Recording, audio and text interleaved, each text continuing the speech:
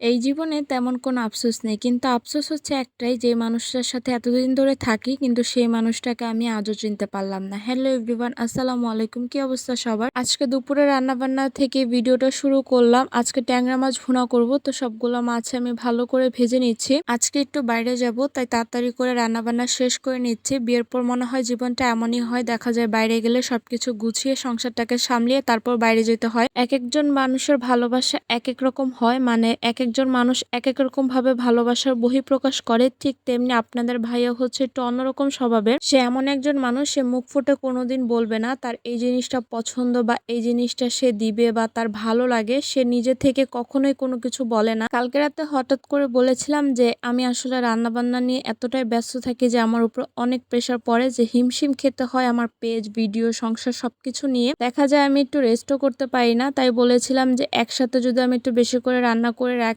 বা ৩-৪ আইটেম রান্না করে যদি পরের দিন বক্স করে রেখে দিই, তাহলে কি ভালো হবে না খারাপ হবে? সে প্রথমে একটু রাগই করেছে, পরে ভাবলাম যে না থাক। পরে সে আমাকে বলতেছে যে আমি যখন বাসায় থাকি তখন তো আমি রান্না করি বা তোমাকে তো হেল্প করি। আমি এবার ঈদে তেমন কোনো কিছু নিতে চাইনি, সেও কিছু নেয়নি এখনো, তো আমাকে টাকা দিয়ে বলতেছে যাও শপিং করে আসো। এটা কোনো কথা হলো? আমার শরীর অসুস্থ, আমি বললাম যে এত রান্না বান্নার প্রেশার না নেই। সে আমাকে বলে তুমি শপিং করলে সুস্থ হয়ে যাবা। আমি যেহেতু শপিং করতেই চাচ্ছি না, সে যেহেতু জোর করে আমাকে দিচ্ছে, তাহলে কি আর করার, আমিও সুন্দর করে টাকাটা নিয়ে ফেললাম। এখন এই খুশিতে তাড়াতাড়ি করে রান্না করতে চলে আসলাম। জামাই যেহেতু শপিং এর টাকা দিয়েছে আর শপিং এ যেতে হবে, মেয়ে মানুষের মনে হয় এরকমই হয়, শপিং করার টাকা পেলেই মনে হয় মনটা অনেক খুশি হয়ে যায়। আমার নিজের শপিং এর থেকে বেশি আমার ঘর সাজানো জিনিস কিনতে বেশি ভালো লাগে, কিন্তু এখন তেমন ঘর সাজানো কোনো জিনিসই আমি আর কিনতে চাচ্ছি না, কারণ সায়ান অনেক ছোট, যেগুলাই আছে সেগুলাই সায়ান একদম নষ্ট করে ফেলে, ফুল ছিঁড়ে ফেলে, যার কারণে এখন আমি আর নতুন কোনো কিছুই কিনতে চাচ্ছি না। সায়ান যখন বড় হবে তখন নতুন কিছু কিনবো। আজকে নর্মাল ভাবে আলু ভাজি করেছিলাম, কিন্তু আমার শ্বশুর এতটাই পছন্দ করেছে যা বলার মতো না। ওনাকে যখন ডাল তারপর মাছ ভুনা দিয়েছি, উনি নাকি আলু ভাজি দিয়ে অনেকগুলা ভাত খেয়ে ফেলেছে। ওনার কাছে নাকি আলু ভাজি খুব ভালো লেগেছে, সাথে একটু